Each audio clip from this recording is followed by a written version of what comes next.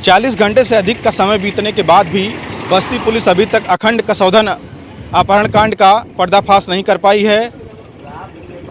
अखंड कसौधन को सकुशल बरामद नहीं किया जा सका है। घटना के पर्दाफाश के लिए बस्ती जिले की पुलिस तो लगी ही है।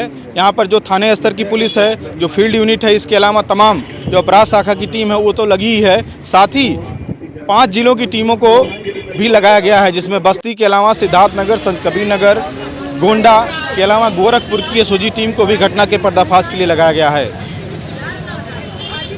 40 घंटे से अधिक समय बीत गया है और अखंड की बरामदगी को लेकर पुलिस के पास कोई ठोस अभी सुराग पुलिस के हाथ नहीं लगा है, जिसके सहारे अखंड तक पहुंचा जा सके और उसे सकुशल उसके घर लाया जा सके। पुलिस अधीक्षक आशीष श्रीवास्तव के अलावा जो आईजी हैं बस्ती के राजेश मोदक, वो लगातार घटना की निगरानी कर रहे हैं। 2 बार वहाँ पे आईजी रुधौली जा चुके हैं, परिवार जो परिजन हैं अखंड के उनसे मिल चुके हैं और घटनास्थल के साथ थाने पर भी कई राउंड की बैठक हो चुकी है। पुलिस अधीक्षक आशीष श्रीवास्तव लगातार वहाँ पर घटना के बाद से रात में भी उस दिन पहुंचे शनिवार को, उसके बाद अगले दिन कल रविवार को कई घंटे रुधौली थाने पर जमे रहे और वहीं से जो कुछ घटना में टीमें जो वर्कआउट के लिए लगी हैं, जो टीमें इस पर काम कर रही हैं, उनको लगातार दिशा निर्देशित कर रहे हैं और जल्द से जल्द बस्ती पुलिस पर इस घटना के पर्दाफाश का बहुत दबाव दिख रहा है। पुलिस वो सारे प्रयास कर रही है जिससे कि जल्द से जल्द घटना का सफल अनावरण हो और जो बस्ती पुलिस की प्राथमिकता है वो ये है कि अखंड कसौधन को सकुशल बरामद किया जाए। पहली प्राथमिकता पुलिस की यही है कि अखंड को सकुशल बरामद करके परिजनों को सौंपा जाए। उसके बाद जो भी लोग इस घटना में शामिल हैं, घटना के पीछे जो भी कहानी है, जो भी कारण है, वो इस समय सेकेंडरी है, लेकिन सकुशल बरामदगी सबसे प्राथमिकता में पुलिस के है। घटना के बाद वहाँ पर सर्विलांस की टीम लगातार काम कर रही है और सर्विलांस टीम की मदद से ही जो पहला क्लू मिला पुलिस को, जो पहला जैसे जो घटना के बाद जो फिरौती के लिए पहली कॉल की गई जिस नंबर से, उस व्यक्ति की गिरफ्तारी हो चुकी है, उसे पुलिस हिरासत में रखा गया है और वो एक चाय बेचने वाला है जो रुधौली थाने का ही थाना क्षेत्र का है, सेखुइया चौराहे पर, शिवा उसका नाम है।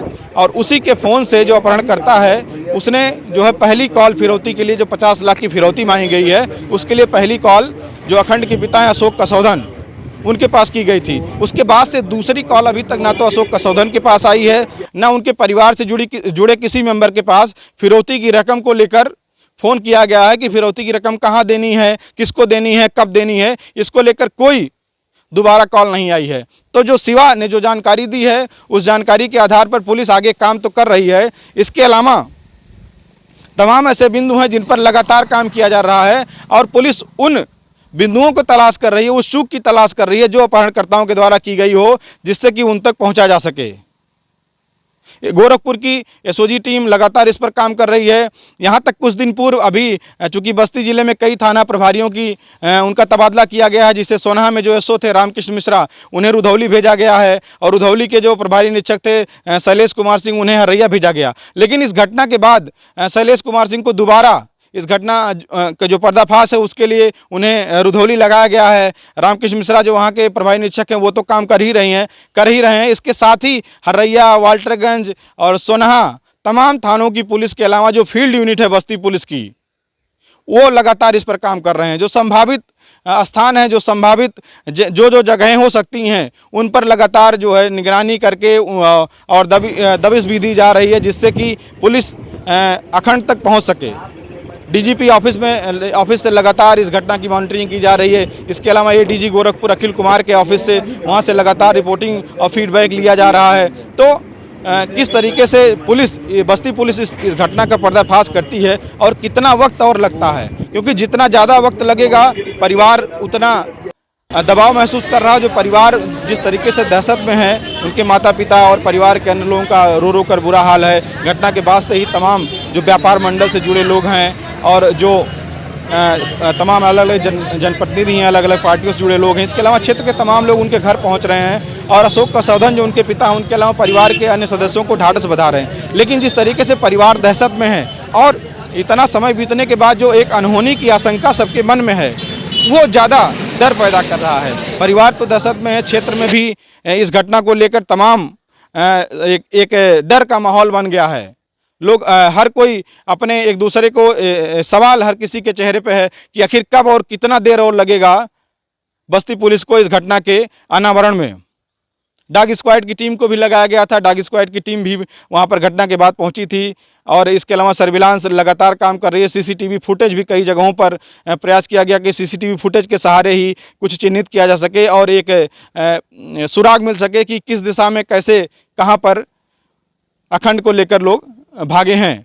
तो ये सारे पहलू हैं जिस पर लगातार काम कर रही है और सबसे जो महत्वपूर्ण बिंदु है वो बस्ती पुलिस के लिए यह है कि अभी तक फिरौती की जो दूसरी कॉल है वो नहीं आई है। तो इसका मतलब यह है कि कहीं ना कहीं अपहरणकर्ताओं के दिमाग में ये बात है कि अगर हम दूसरी बार कॉल करते हैं, फ़ोन से संपर्क करते हैं तो हम ट्रेस कर लिए जाएंगे और पुलिस हम तक पहुंच सकती है। लेकिन जिस तरीके से लगातार इस पर बस्ती पुलिस अधीक्षक आशीष श्रीवास्तव की अगुवाई में, चाहे वो आईजी रेंज बस्ती राजेश मोदक हों या एडीजी ऑफिस से जिस तरीके से दिशा निर्देश और मोटिवेट करके जो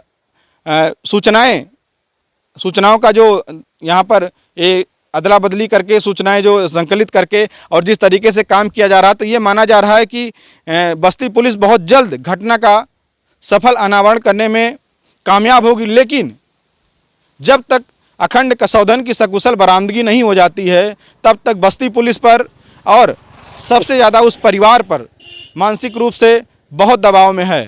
पूरी घटना शनिवार की है। शनिवार की शाम जो रुधौली कस्बा है, रुधौली थाने के पास में ही, रुधौली थाने से कुछ 100-200 मीटर की दूरी पर वहाँ पर अशोक कसौधन जो कपड़ा के व्यापारी हैं, उनका बेटा जो 12 साल का अखंड कसौधन है, जो कक्षा 7वीं का छात्र है, वो सेंट जेवियर्स स्कूल में पढ़ता है। तो वो बाज़ार से कुछ दूर पर जो सब्जी की दुकान थी वहाँ पर सब्जी लेने गया था।